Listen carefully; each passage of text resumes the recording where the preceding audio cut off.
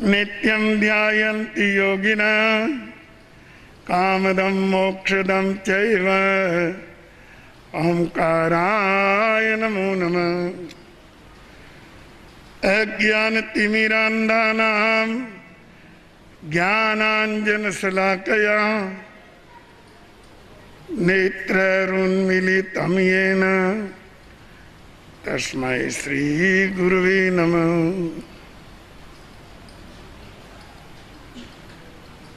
नमो दुर्वाररागादि वैरिवार निवारणे अरते योगिनाथाय महावीराय ताइने।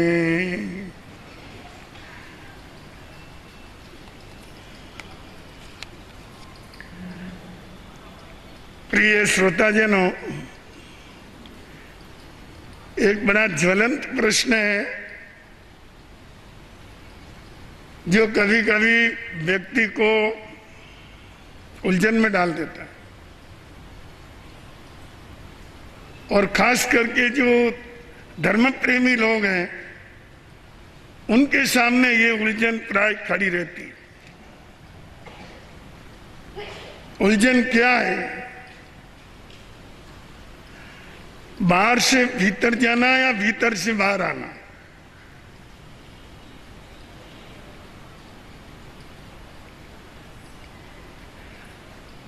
अनेक बार ऐसा कहा जाता है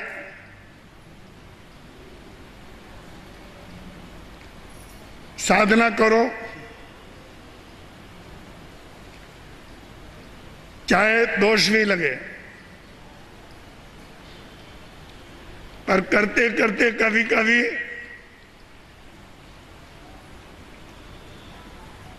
निर्दोष साधना प्राप्त कर सकोगे। यानी बाहर से शुरू हो जाओ, अभ्यास करते करते भीतर चले जाओगे। जैसे कोई ऐसा पौधा होता है जिसकी कलम खड़ी की जाती है, तो वो कलम धीरे धीरे उसकी जड़ें फूटती है और अंदर फैलती जाती है, और वो पौधा बड़ा हो जाता है, फल देने लगता है।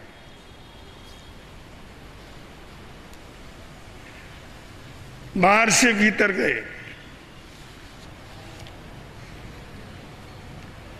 या भीतर से बाहर आए, पहले अपने मन में दृढ़ साधना का संकल्प लें, अपने मन को उस तरह से तैयार करें, उस तरह के समत्व भाव और निरंकार दशा की तैयारी करें। उसके बाद साधना करें, भीतर से बाहर आए। तो ये उलझन रहती है कि समझे न समझे, साधना करें या पूर्णतया समझ के उस तरह की आध्यात्मिक तैयारी करने के बाद साधना करें। यह प्रश्न अक्सर चलता ही रहता है। इस विषय में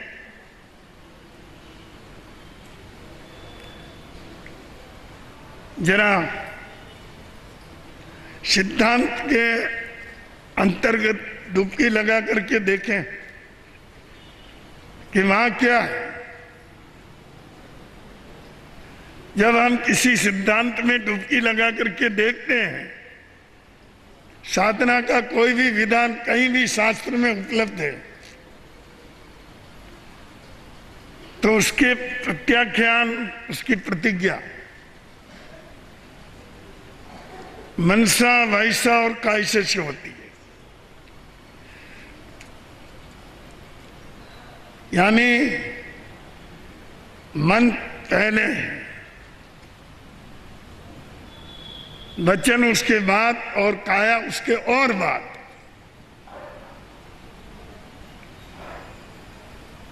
इसे देखते हुए तो यह स्पष्ट हो जाता है कि भीतर से बाहर आए। हम जो बाह्य क्रिया करते हैं फिर वो बाह्य नहीं रहेगी, वो पूर्ण क्रिया होगी, क्योंकि हम भीतर से बाहर आए। सत्पुरुषों ने आराधना इसी तरह की है और हमारे जो सिद्धांत और शास्त्र है उनके अनुसार भी बंध मोक्षो अजत्थेव, बंधन और मुक्ति ये अंतर से ही आते हैं, बाहर से नहीं आते। मनसा वैसा कैसा तस बंदे परिक्मामी निंदामी गरियामी अपारंगोश्रामी, मन से। किंतु बंधुओं, ये तो एक ध्रुव सिद्धांत, इसमें तो अपनी मान्यता स्पष्ट रहनी चाहिए कि हमें भीतर से बाहर आना है। पर कभी कभी ऐसे उदाहरण भी अपने सामने आते हैं कि हम बाहर से भीतर चले जाते हैं, और जब बाहर से भीतर चले जाते हैं तो अपूर्ण क्रिया भी फिर पूर्ण क्रिया में बदल जाती है, अपूर्ण साधना भी पूर्ण साधना में बदल जाती है। और ऐसे अनेक उदाहरण हैं, ऐसा नहीं है कि कोई उदाहरण नहीं है।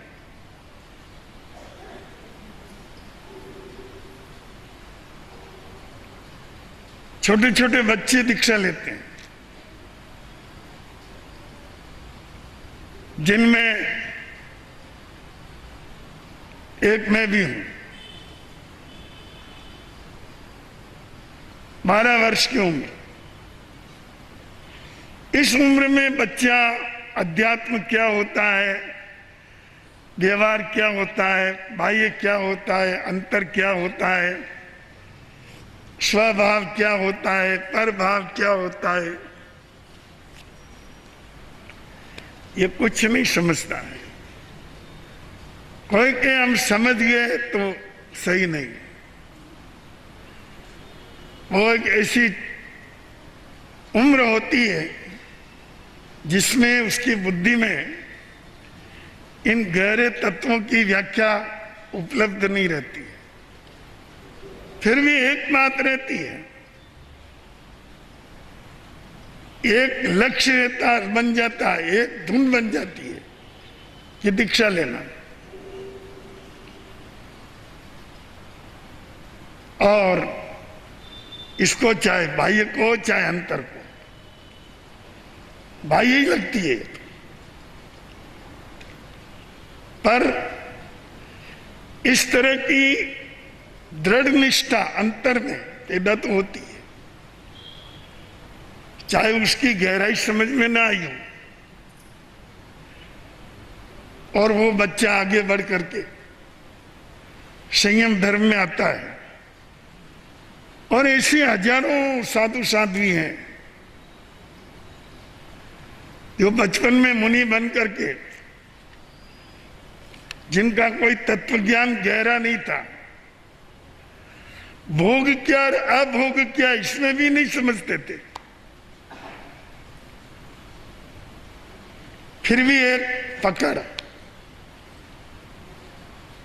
एक निष्ठा, एक लगन, एक धुन, संयम लेना, बस। इस तरह से बाहर से आकर के भी अनेक साधु साध्वी परम तत्व ज्ञान को प्राप्त कर आत्म विकास के क्षेत्र में बहुत आगे बढ़ गए, और बाहर से ही नहीं भीतर से बहुत महान हो गए। तो बंधुओं, बाहर से भीतर जाएं, इसमें परमार्थ की उपलब्धि नहीं होगी, ये नियमा नहीं है, ये निश्चित नहीं है। परमार्थ की उपलब्धि आगे जाकर के हो सकती है। यहां पर करत करत अभ्यास के दुर्मति हो तो सुजान, इस सिद्धांत को काम में लेना पड़ेगा। और जब हम प्रत्याख्यान करते हैं, उसमें मनसा आता है, उसका क्या अर्थ लिया? उसका अर्थ उतना ही लिया कि उस क्रिया के प्रति उसका मन पूरा है, बस।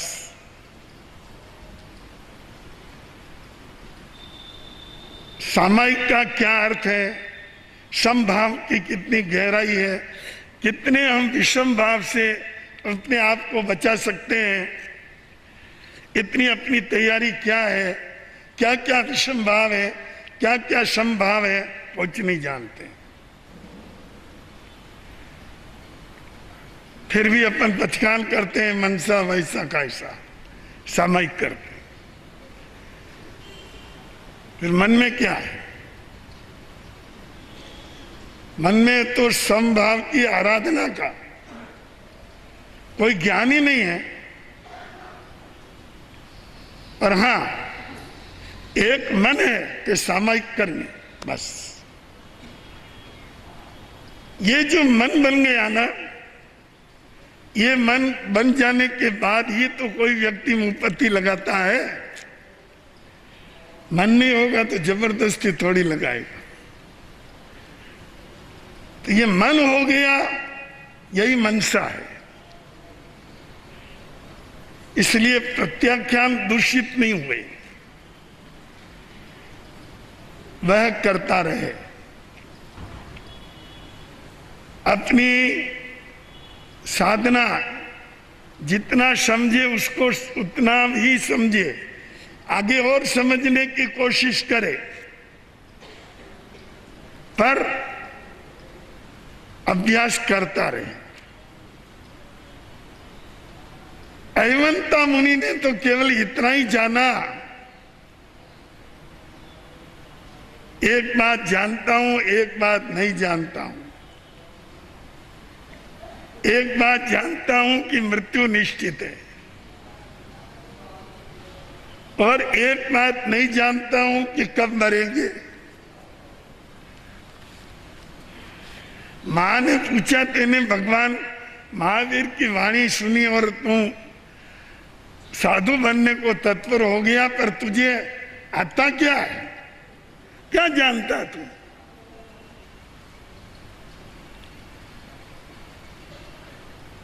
अतिमुक्त कुमार ने कहा, मैं तो केवल दो बात जानता हूं,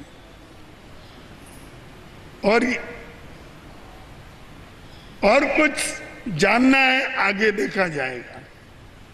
अभी तो केवल इतना मैं जानता हूं कि प्रत्येक व्यक्ति जो जन्म लिया है वो मरेगा, उसमें मैं भी हूं, ये जानता हूं, पक्का निर्णय है। और दूसरा, नहीं जानता हूं, क्या नहीं जानता हूं, कब मरूंगा, इसका मुझे कोई ज्ञान नहीं है। जब मरना ही है तो परमार्थ करके मरे, परमार्थ साध के मरे। और कुछ भव भ्रमण की जो परंपरा है, इसको तोड़ने के लिए अपने आप को बदलें। तो बदलो बंधुओं, चाहे आप भीतर से बाहर जाओ और चाहे बाहर से भीतर जाओ, बाहर से भी जाओ, कोई बात नहीं। अभी केवल लगन से साधना करो कि मुझे ये करना है, बस। अगर इतनी लगन भी हो गई तो आपका तत्काल निर्मल है, दूषित नहीं है। क्यों? कि आपका मन हो गया वो करने का।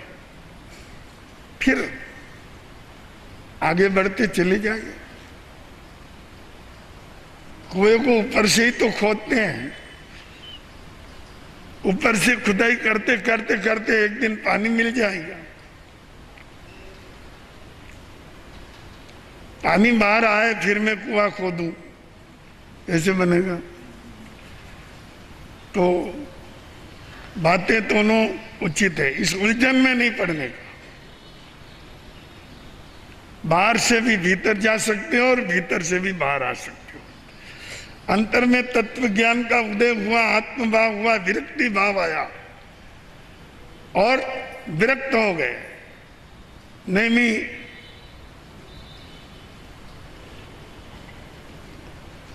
नैमी की तरह, नमी राजर्षि की तरह भोगी थे। उनके ठाट बाट वैभव में कोई कमी नहीं थी और सबका संचालन कर रहे थे, शासक थे। विरक्ति नाम की कोई चीज नहीं थी। पर एक बात ने उनके अंदर विरक्ति के भाव पैदा कर दी, एक छोटी सी बात, मन बदल गया। कंगन की आवाज हो रही थी, उनको अच्छा नहीं लग रहा था। कोई घिसाई चल रही थी चंदन की। महिलाओं ने और नौकरों ने घिसाई तो चालू रखी, पर कंगन जो शोर करने वाले थे उनको हटा दिए, एक एक कंगन रखा, शोर बंद हो गया। नमी राजर्षि ने कहा शोर बंद हो गया, क्या चंदन की घिसाई बंद हो गई कि नहीं? घिसाई चल रही है, पर हमने कंगन निकाल दिए। हाथों में केवल एक एक कंगन है। अच्छा, जहां एक है वहां कोई शोर नहीं है, और जहां एक से दो होते हैं वहीं शोर चालू हो जाता है। जीवन का रहस्य समझ में आ गया। मैं बहुत दिनों से शांति की खोज कर रहा हूं, पर इसका कोई मार्ग नहीं मिल रहा था, आज मिल गया। कई तरह की व्याख्याएं पढ़ता हूं, कई तरह के उपदेश सुनता हूं, कई तरह के प्रयत्न करता हूं, पर आत्म शांति का कोई रास्ता ही नहीं मिला। आज मिल गया। एक अपने में रहो बस, किसी दूसरे की चाह ही नहीं। चाह गई चिंता मिटी, मनवा बेपरवाह। तो जिसको कुछ नहीं चाहिए वही शहंशाह। चाह ही नहीं किसी चीज की, किसी वस्तु की, किसी व्यक्ति की, बस सुख का राजमार्ग मिल गया। और उन्होंने एकाकी जीवन बिताने के लिए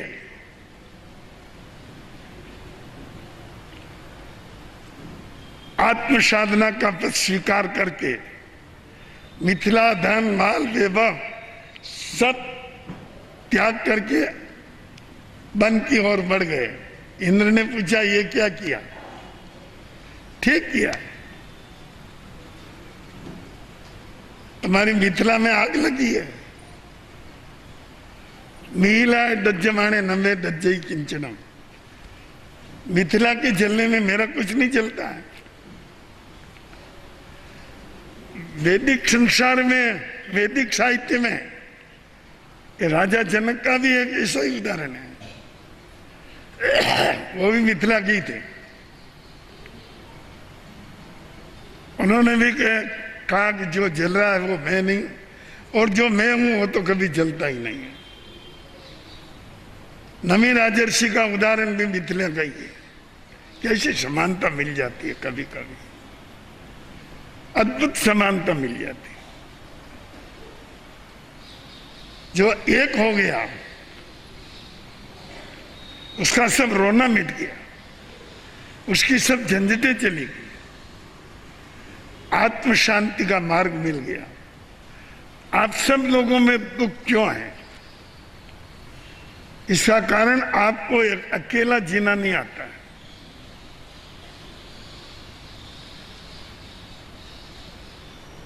अकेला जियो, अपने में जियो। इसका मतलब ये नहीं है कि हम तुम परिवार छोड़ के कहीं जंगल में जाके बैठ जाओ। परिवार के बीच में भी रह सकता है और व्यावहारिक कर्तव्यों का भी निर्वाह कर सकता है, पर अपेक्षा मुक्त होकर के अपने अंतर में कोई अपेक्षा, लालसा, किसी के प्रति प्रतिबद्धता और किसी के प्रति एकात्म भाव अंतर में नहीं लाना। ठीक है, परिवार है, अच्छा है, एक सराय के मुसाफिर हैं, चले जाएंगे। बात गले नहीं उतर रही है।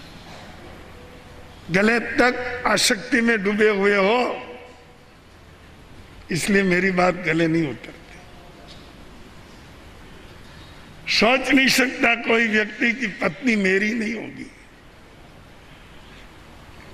सोच नहीं सकते कोई माता पिता कि बेटा मेरा नहीं। मत सोचो ना। नहीं सोचते और आसक्ति में डूबे रहते हो तो एक दिन रोना तो तुमको ही पड़ेगा, क्योंकि तुम्हारे देखते देखते या तो पति चला जाएगा या पत्नी चली जाएगी, माता चली जाएगी या पिता चले जाएंगे या दोनों ही चले जाएंगे। देखते देखते कभी बेटा चला जाएगा, फिर रोना तो है ही। ये रोना आसक्ति का है। जितनी आसक्ति उतना ज्यादा रोना।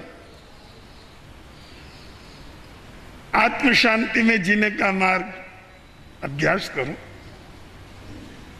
अकेले में रहो, धीरे धीरे जिम्मेदारियों से मुक्त हो जाओ। ये कोशिश मत करो कि बहू सब्जी भी बनाए तो मुझे पूछ के बनाए, और नहीं पूछा तो नालायक है। ये अहंकार छोड़ो। कुछ अधिकार अपने पास मत रखो, कोई अधिकार की जरूरत नहीं, अपेक्षा ही नहीं, चाह ही नहीं है। आत्मरमण पूर्वक, आत्म शांति पूर्वक जीवन जीना है। आपके ग्रस्त जीवन में भी आनंद के फूल खिल जाएंगे। जितनी आसक्ति उतना रोना, और जितनी विरक्ति उतना आनंद। ये सीधा सिद्धांत है। तो बंधुओं, नमी राजर्षि वो भीतर से बाहर आ गए। पहले उनका मत बदला, फिर मुनि बन गए। तो साधना के विषय में किसी उलझन में नहीं पड़ना। चाहे भीतर से बाहर जाओ, चाहे बाहर से भीतर आओ, चाहे व्यवहार से निश्चय में जाओ, चाहे निश्चय से व्यवहार। एक रूपना नहीं करने की कि निश्चय नहीं तो बाहर का क्या मतलब। मानता हूं कोई मतलब नहीं है, पर निश्चय कब आएगा? अभ्यास करते करते ही तो आएगा। क्या अपने जीवन के अंदर जन्म लेने के साथ ही कोई अध्यात्म की गुट्टी थोड़ी पी के आए क्या? अध्यात्म तो धीरे धीरे विकसित होता है, और ज्ञान से, अभ्यास से। इसलिए हम लोग साधना के ऊपर बहुत जोर देते हैं, सामायिक के ऊपर बहुत जोर देते हैं। स्वाध्याय के लिए बहुत जोर देते हैं। मूर्ख लोग होते हैं जो कहते हैं हमारा तो मन साफ है, हमें क्रिया करने की क्या जरूरत है। तुम्हारा मन साफ है, कौन कहता है? तुम्हारा मन साफ होता तो तुम साधना करते, स्वाध्याय करते, त्याग में आते। ये केवल ढकोसला है कि हमारा मन साफ है। कोई साफ नहीं है।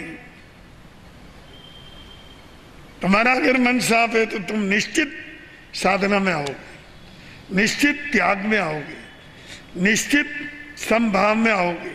तुम्हारा जीवन ही बदल जाएगा। आम अंदर से पक जाता है तो बाहर भी केसरिया हो जाता है। अगर तुम्हारा अंदर में कुछ पका है तो बाहर भी झलकना चाहिए ना, बाहर भी आना चाहिए ना। और अगर ऐसा कुछ नहीं है तो आप साधना करिए, क्रिया करिए, प्रतिक्रमण करिए, पुरुषप करिए, उपवास करिए, सामायिक करिए। माना कि अभी पूरा उसका ज्ञान नहीं है, कोई बात नहीं, धीरे धीरे आएगा। कभी न कभी तो ध्यान जाएगा कि मैं साधना करता हूं, उसका अर्थ क्या है। और जब भी आपके दिल दिमाग में ये अर्थ आएगा, उसी दिन आपकी साधना बहुत श्रेष्ठ और पवित्र बन जाएगी। तो बंधुओं, अपना मन जो है ना, इसके साथ कई उलझने लगी हुई होती है। इसलिए मैं आपको कभी कभी कोई उलझन जो मेरे ध्यान में आती है, मैं आपके सामने उसको स्पष्ट करता हूं कि अपने मन में किसी तरह की उलझन नहीं रखने का, संशय नहीं रखने का। संशय न आत्मा विनश्यति। इसी तरह की परिणाम की आकांक्षा नहीं रखना। जब परिणाम की कोई इच्छा ही नहीं है तो शंका ही कैसे होगी? शंका तभी होती है कि जो मैं ये काम कर रहा हूं, इसका अमुक फल मिलेगा या न मिलेगा। फल चाहिए नहीं, फल तो अपने आप होता है। फल चाहिए ही मत तो शंका का स्थान ही क्या है? समभाव में जाना है, सामयिक में बैठ जाओ। क्या मिलेगा क्या नहीं मिलेगा छोड़ो इस बात। आत्म नियंत्रण करना है और आत्म शुद्धि करना है। उपवास करो, आइंबिल करो, एकासन करो, नवकारसी पौरसी जो बने तब करो। मिलने वाला क्या है इस बात को सोचो ही मत। अगर ये बात सोचोगे तो आपको बार बार शंका होगी कि मैं जो क्रिया कर रहा हूं उससे लाभ मिलेगा या नहीं मिलेगा। लाभ चाहिए ही नहीं, कुछ भी नहीं चाहिए।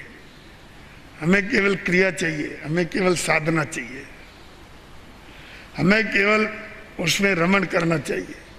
बंधुओं, तो आज एक बात स्पष्ट हो गई है, चाहे आप भीतर से बाहर आए तो भी श्रेष्ठ है, और बाह्य साधना करते करते भीतर में पहुंचे यह भी श्रेष्ठ है। किसी भी विधि से हो पर आगे बढ़ो, परिशुद्धता से अपने मानस को बाहर निकालो, आसक्ति से बाहर निकालो, और कैसे भी करो पर जीवन के अंदर मुक्त रह करके जीने का प्रयास करो। बंधनों से मुक्त रह करके जीवन जीने का प्रयास करो। कैसे भी करो पर अपने अधिकारों का त्याग करो। घर में भी, परिवार में भी, समाज में भी अपना कोई अधिकार नहीं रखे, चाह नहीं है उसकी। जितने सब लालसाओं से आप मुक्त हो जाएंगे, उतना ही आपके जीवन में समत्व फलेगा, साधना फलेगी और आपको सच्ची आत्म शांति का अनुभव होगा। आज के प्रवचन का यही सार है, आत्मसात करें, आनंद ही आनंद। गुरु आरती।